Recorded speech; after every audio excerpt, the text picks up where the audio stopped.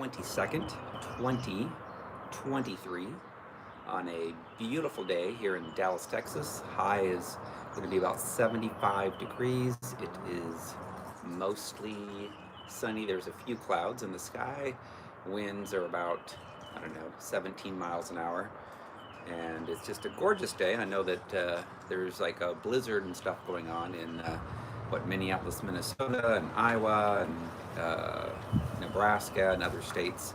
So praying for you folks that you will be able to endure, what is it, potentially 18 to 25 inches of snow with 40-mile-an-hour winds. So that definitely qualifies as a blizzard.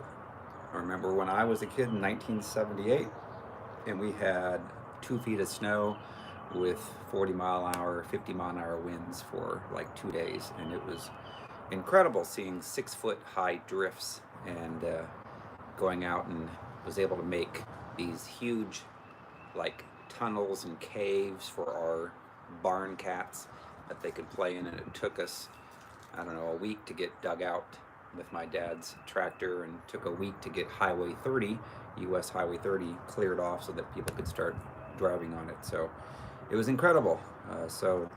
For all those that are kiddos up in, we have some friends actually up in Minneapolis, or near Minneapolis in Minnesota, the Newmans, and our shout out goes out to them. I know that their 6 kids will be excited when they see all the snow and going for romps in places like what's it called, the Arboretum, and chasing turkeys and so forth, having fun like kids. When you get healed and you get delivered, you get to have a lot of fun. You get to laugh, you get to have joy, you have peace. You don't strive, you don't fight, you don't argue.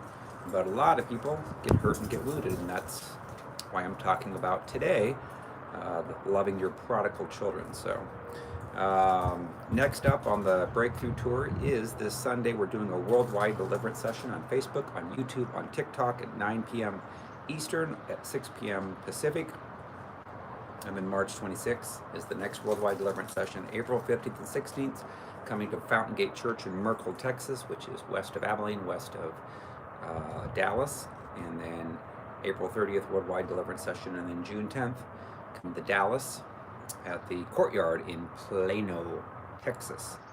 So the topic of the day is loving your prodigal children. I like to talk about raising children from time to time, because I had to raise 3, and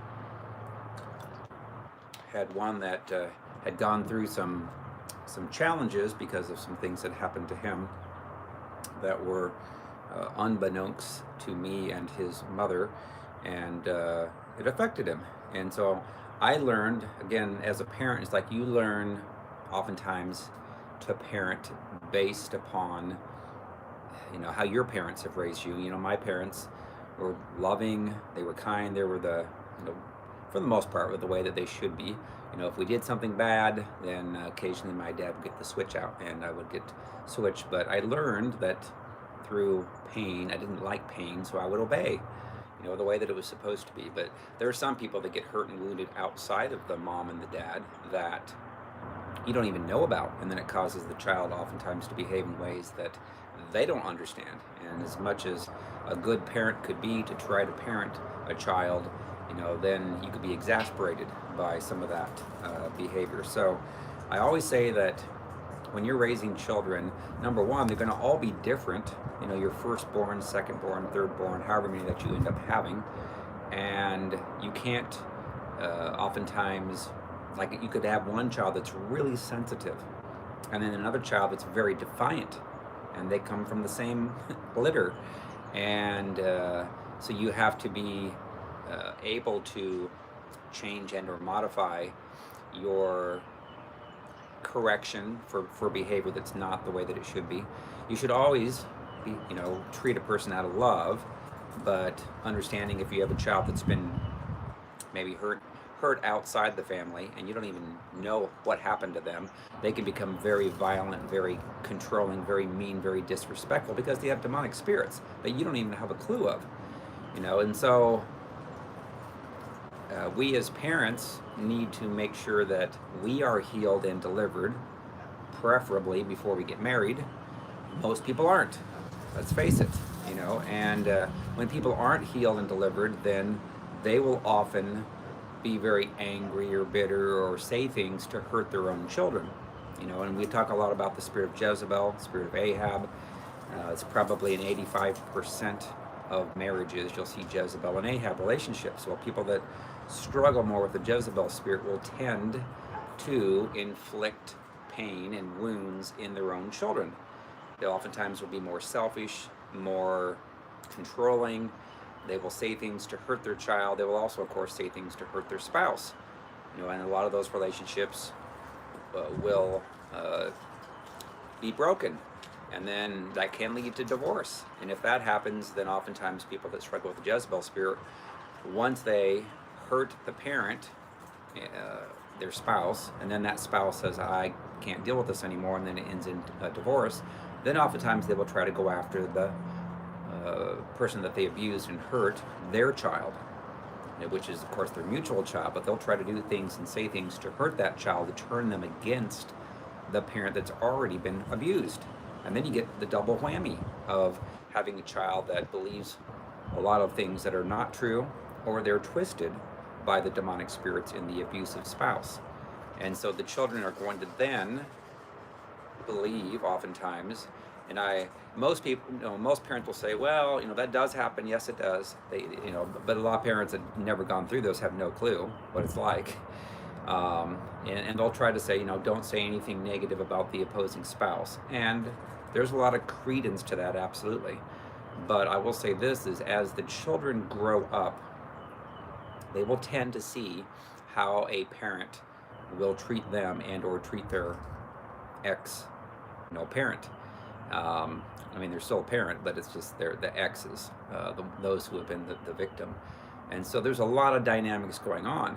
And one plan of raising a child and treating them in one way, if a parents grow up and they have a great loving family, they love each other, they love the children, then those children are going to feel more secure and safe. But that's a small percentage of the parents that are out there.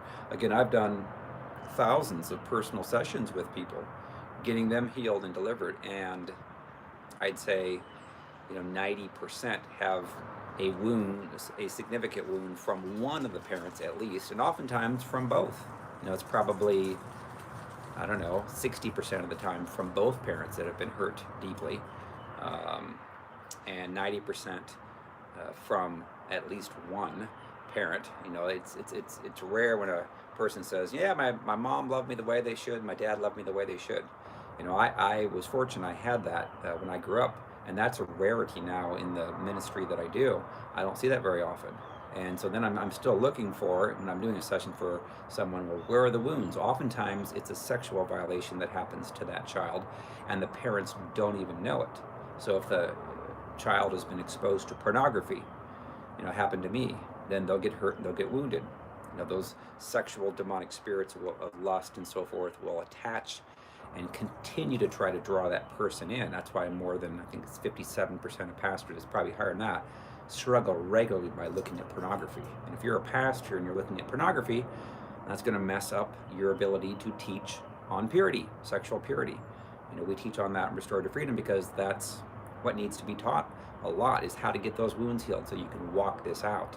There's a lot of people in ministry that are still walking in sexual impurity and lust and so forth, and that's not cool. So, but anyways, I wrote a blog, and I'm going to read through this. It's on Facebook, it's on YouTube, it's on Instagram, and it's on my website, restorativefreedom.com. So I'm just going to read through this, and I'll stop wherever the Holy Spirit tells me to. But in general, what I'm going to be saying is understanding that there are generalities of how to raise a child, but the thing that needs to always be present is love for them, love and compassion, because there can be children that have a lot of pride, that oftentimes have been hurt and wounded, and then that pride comes out, and then they feel entitled. They're parents that give way too much to a child, or they could get hurt and wounded and then later come back and have an entitlement attitude,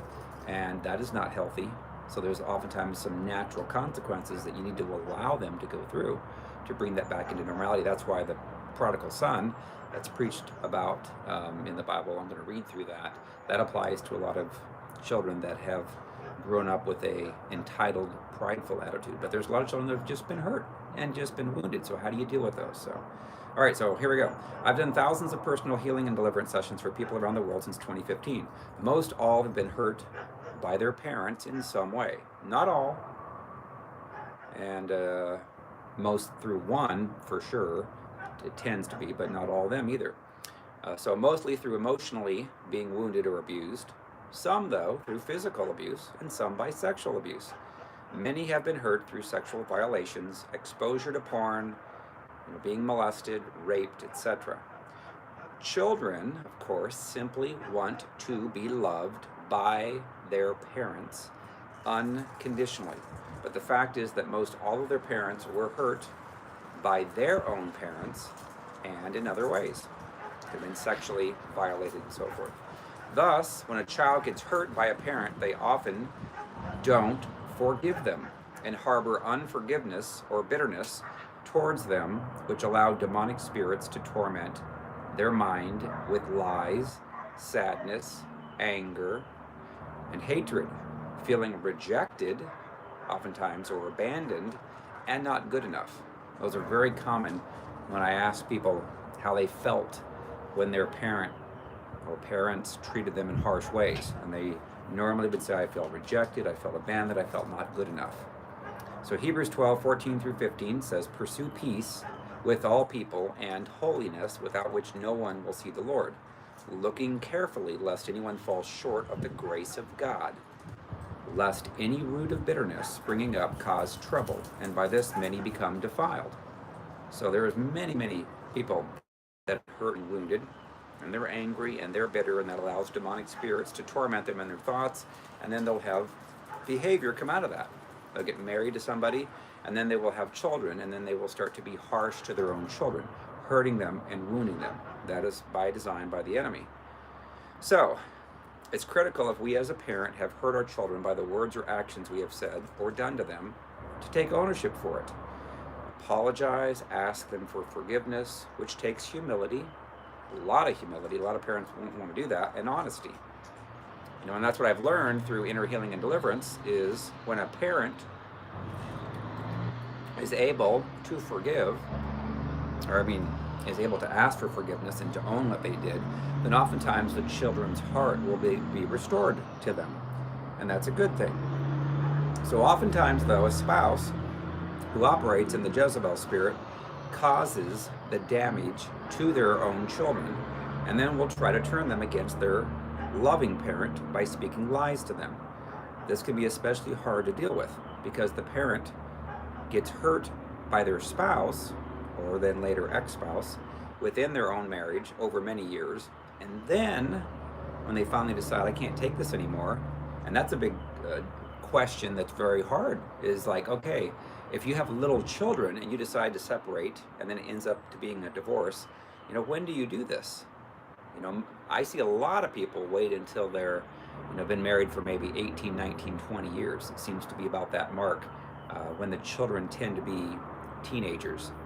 And then at that point, they say, I can't take this anymore. And then they say, and normally the one that gets abused wants the person that's the main abuser to stop it, to get healed and delivered. They don't want to go through the divorce.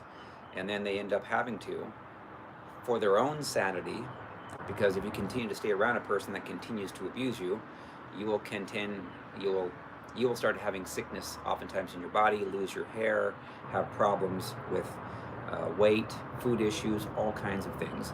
And all you want to do is to protect your child from that abuse, and then you're not sure how it's going to work out with the children, whether it be 50-50, shared custody, whether it be, where the mom has more custody or the father has more custody, because you can't then control what happens with the abusive spouse. So there's a lot of challenges and questions. When do I do this? I've given them, I always say, give them time to repent, and the Lord will tell you when it's time to separate and depart, when they've been given numerous times to change, and they've refused to. They don't want to own their own stuff. So, all right, so this can be especially hard to deal with because the parent gets hurt by their spouse or ex-spouse within their marriage over many years, and then by their own child, who will then be turned against them based upon manipulation by the abusive spouse, abusive parent. In those cases, the loving parent must pray that the scales are removed from their child's eyes to see the truth. Sometimes you may have to wait for many months or years as the child eventually learns the truth about the Jezebel parent trying to manipulate them. Because here's what happens is most children, they want their parent to love them. And in some cases, the Jezebelic parent might love them, but they're trying to use them as a pawn to get back and to hurt the abused spouse that doesn't want to take the abuse anymore. But many times the Jezebel parent says things and does things to hurt their own child, and that's what their demons that they're struggling with listening to every day wants them to do.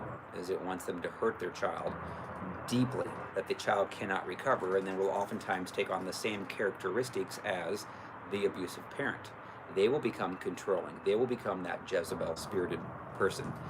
They will treat people in controlling ways, in selfish ways.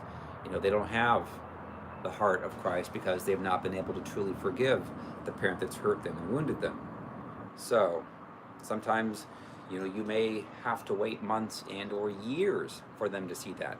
And sometimes they don't see it. I know of people that have gone 10 years and longer.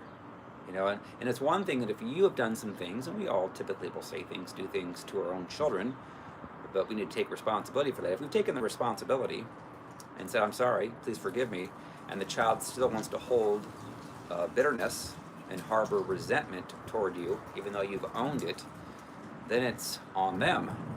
It's on them to eventually forgive and then come around.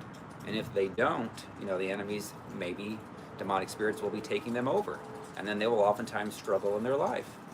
It's one thing if you're a parent, you say things and do things and you've hurt the children, and then you don't repent for it. Typically those that are Jezebelic won't do that. They won't repent. They won't ask for forgiveness. And the person that is the more loving of the two in the relationship will do that. They'll say, I'm so sorry, please forgive me. So a lot of dynamics that go on here. So sometimes you may have to wait for months or years as the child eventually, hopefully, will learn the truth about what the Jezebelic parent did to manipulate them. So what do you do while you're waiting? Well, you pray that the scales are removed from their eyes, but you don't say anything or do anything that would cause that child to get re-injured. You may have to bite your tongue on what you want to say, maybe multiple times, hundreds of times, thousands of times, because oftentimes as the child grows up and becomes a teenager, they start to learn how they can play a parent to get what they want. And they're hearing a lot of demonic stuff anyway, so they will try to say things and do things to guilt a parent, manipulate the parent, and that's not healthy, obviously. And they know that they can get away with it, and so in a lot of those cases, you have to bite your tongue. You have to say, okay, I'm going to love them, but boy, it might be really, really hard to not want to say something when they do something that's very selfish and they take advantage of you. Oftentimes financially, they'll take advantage and want to guilt you into giving them money and cars and all kinds of things. So we need to be very loving, slow to speak, especially carefully, negatively about the Jezebel parent that might be called a narcissist, as they will usually see that truth over time, but they will also try to take advantage of that when they're older, when they 13, 14, 15 on up, they'll try and take advantage of that. So, and then understand this, sometimes children will be hurt by their friends, sexually abused or shown pornography, which can then cause them to treat their parents with disrespect, even though their parent has loved them correctly, the way that they should. The child needs to then be healed of those wounds, delivered from their wounds and delivered from their demons in order to treat their parents and siblings properly. And I remember one situation. It was a family in in College Station, Texas. And Tina actually remembers this because she was there. And there was a girl that was, I think she was around 13 or something, who had been sexually touched on a mission trip to Colorado with a church. And she got touched basically by a leader. I'm not sure what the extent of it was, but it was not, shouldn't have happened, but it did. And so this girl comes back. I think she might have been 11 or 12 when it happened, but she came back and she completely changed because she had these demonic spirits that were giving her all these thoughts and causing her to treat her younger brother horribly, being very mean to the child. And then when went there to do ministry, the mother explained that just that week that she had written a paper for a class at school and described how she was going to dismember the body parts of her mom. So that's how angry this little girl was and how much demonic spirits she had. And the mom tried everything over 2 years. Now this is like 2 years after that happened. So they tried everything. They tried counseling, they tried medication, they tried all kinds of stuff. And none of that worked. And so when came there, the Lord just said, put your hand on her, command those demonic spirits to go, which I did. And then they left. And then that little girl changed, and she became loving and kind to her mom and to her younger brother. And they went to the park, and she was holding her hand, and she dramatically changed from all those demonic thoughts that she was hearing to a little girl again. And she, at the time, I think she was around 13. So, and she didn't know that there were demonic spirits that could attach to kids. And I'm like, well, hello, that's how it works. Kids get hurt, they get wounded, they start to hear these demonic stuff and they act out. And they don't treat the parents the way they should. So you could be a parent that is got a good husband and wife that love their child, and you have one child that has been touched or molested or exposed to sexual stuff, and then they dramatically turn to the dark side. And you're like, what is wrong with them? And they don't want to tell you what happened, but that can be the reason why they aren't happy and joyful and peaceful and aren't responsible, is because they've had stuff that they've been exposed to, they've never been healed from, and they're not telling the parent. And I can speak from experience on this. And then you're like, okay, what happened? And then you finally, if the child will really, tell you what happened, then as a parent, if they're still under the age of typically, 18 or under, and they're still living at home, then you do have the authority, if you know what your authority is, to say, I'm going to pray for you, and then just take the authority, command the demonic stuff to go, because you still have authority over them. In some cases when the child is 18, 19, and older, especially if they move out of the house, and they have their own authority. And at that point, they have to choose to forgive those who have hurt them or showed them things they shouldn't, and or repent for the stuff that they've done. And then you can take authority, command the demons to go. So, all this, churches need to talk about this, because most have no clue what to do, and the children become hurt and wounded when they're little, and they don't say anything, and then they get mad and angry at the parents. Now, again, they can get wounded by a parent. That's obviously where they can get wounded at. They can get wounded at church too. I've heard of people that have been sexually molested at church from pastors or youth pastors and so forth. Why? Because those pastors were also exposed to pornography and sexual things, and the demons told them to reach out and do what they did to the kids. So, all right, so when you have a prodigal child who wants nothing to do with you, be aware that you always need to have a heart posture of love towards them. If you're harsh towards the child, if you're controlling, manipulative, then you will oftentimes end up driving them further away. When a child has been hurt or wounded, they will not be in the right space, and they will not behave as they should. So you cannot expect them to treat you with respect or proper love. If a person's been hurt and wounded, and they're manifesting on you, being selfish, treating you with disrespect, all these things, you got to understand something's not right. A person that's not been hurt and wounded has a loving relationship with their mom and their dad and mom love each other, that will produce children generally that are going to be healthier, happier, more joyful.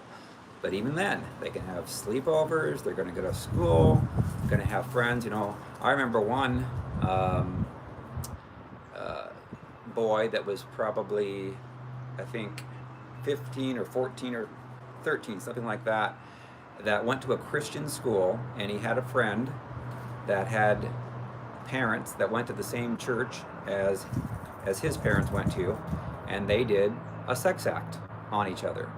And both kids suffered and were struggling, and that's what happens. I know another one that went to another same Christian school that turned out to be gay, and we explained that what happens is normally that boy is either touched, is looking at gay pornography, or is simply told over and over by kids at school, you're gay, you're gay, you're gay, you're gay. I've heard this multiple times from people.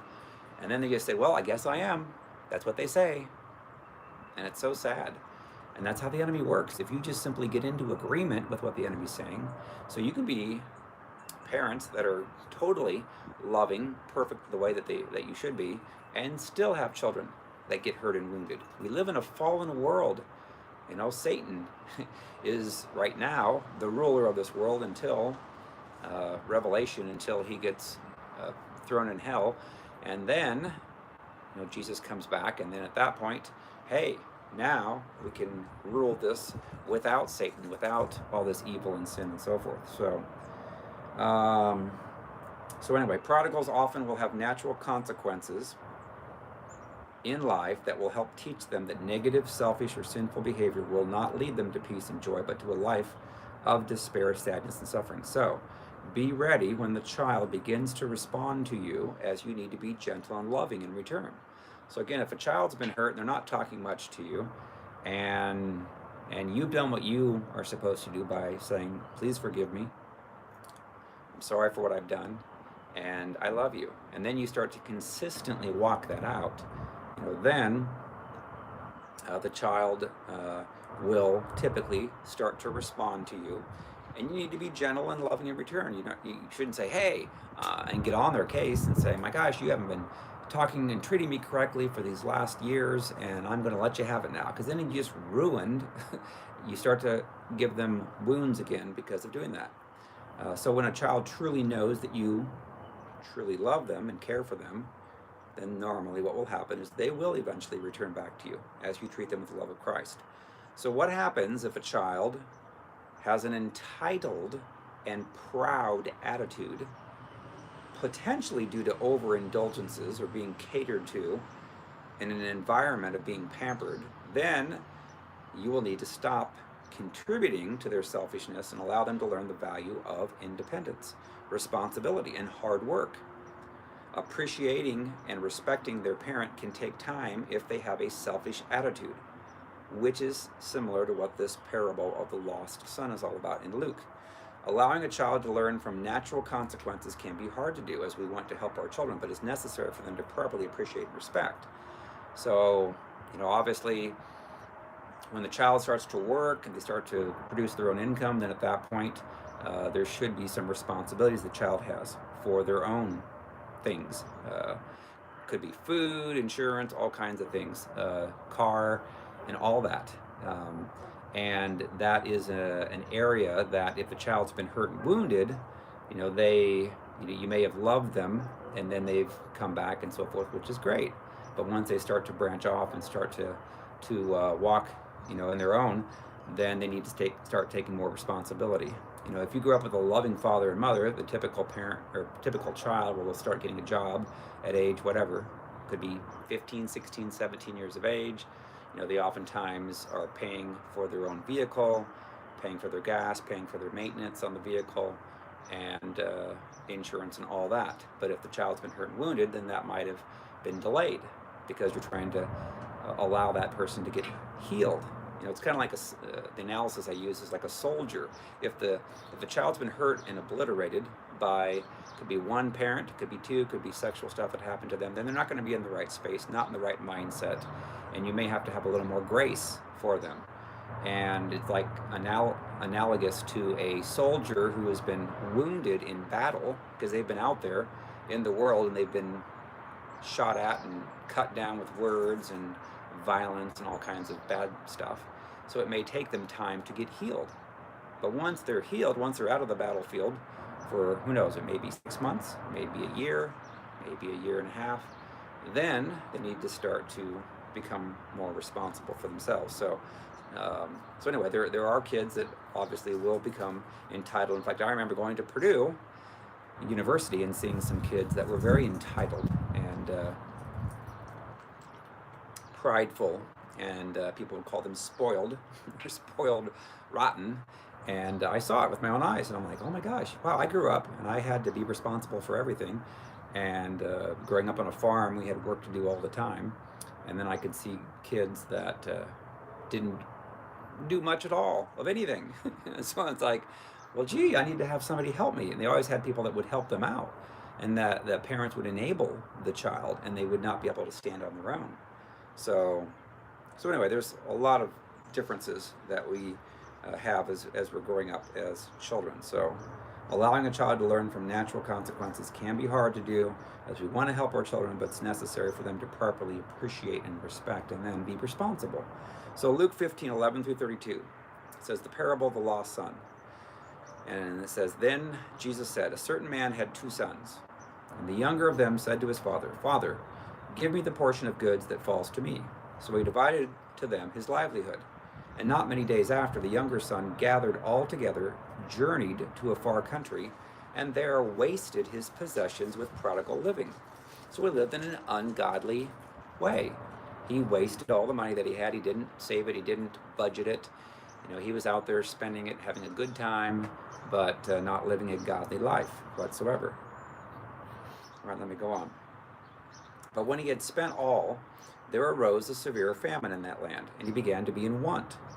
Then he went and joined himself to a citizen of that country, and he sent him into his fields to feed swine, which is pigs.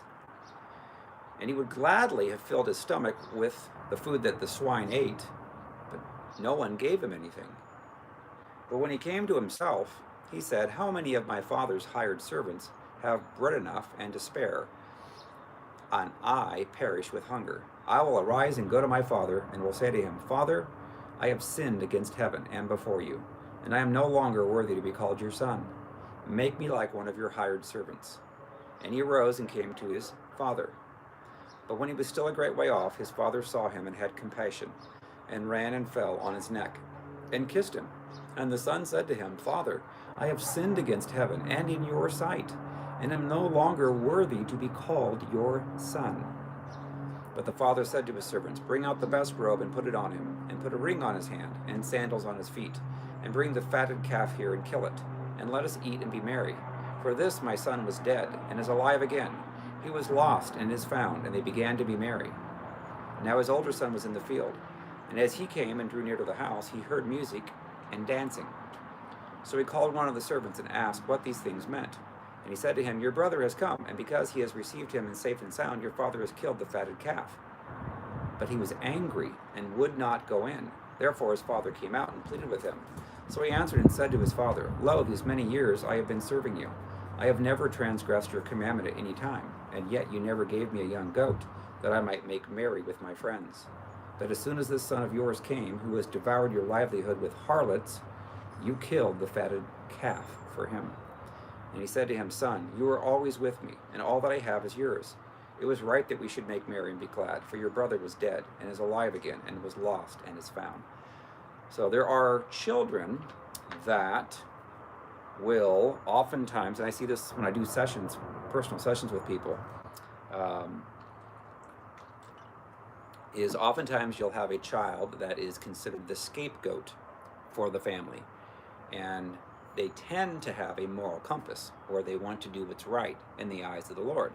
And so if they don't go along with the family in allowing sinful things and behaviors and watching things on TV that they shouldn't be watching, or just living an ungodly life, and if they stand up for righteousness, then they'll oftentimes be considered a scapegoat and say, my gosh, you don't you don't want to have fun like the rest of us, and you think you're so good and you're better than the rest of us, blah blah blah. And then you'll typically have a child in the family that is the golden child that can't do any wrong. And then the children, and I've seen this, a couple of my personal closest friends several years ago said that their mom would pick out a favorite and they could do no wrong, but that yet they could do no right. And or the mom would lie, and it can also happen with men, but the in this case the mom lied about, do you know what your brother Jimmy said about you? And they made this story up in order to drive a wedge between the children. So you may be believing lies that your mom or your dad told you about your sibling, and it wasn't true at all. Your sister Tabitha said this about you, and it wasn't true. And then the kids don't cross-check it. Oftentimes they count on the child not going to their sibling and saying, hey, did you really say this?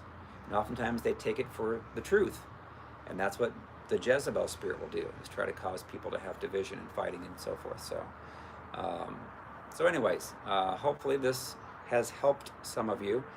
Always have a loving heart towards someone, and loving heart might be saying no to a person that has been loved on for many years, and they are now starting to become responsible. But understand they're going to try and get away with whatever they can get away with, and so you may have to say some things to them. Say, hey, listen, it's time to do this now. It's time to do that, because we've gone through the season of allowing you to not do much. And then there's those that have been hurt and wounded, and that they can't do much because they're still wounded from being out there in warfare with, and it could be their dad, could be their mom, could be other people, and now they've come back. So, but always have love and compassion for a person, and sometimes you're going to have to say no. Sometimes you're going to have to say, hey, can you help me out here? Can you do the dishes? Can you take out the trash? Can you clean up whatever, your room and the house, and can you help me? And it could be financially as well. All right, I will let you go. Gone over a little bit more than 30 minutes, so I will see you tomorrow. All right, saying goodbye to Facebook.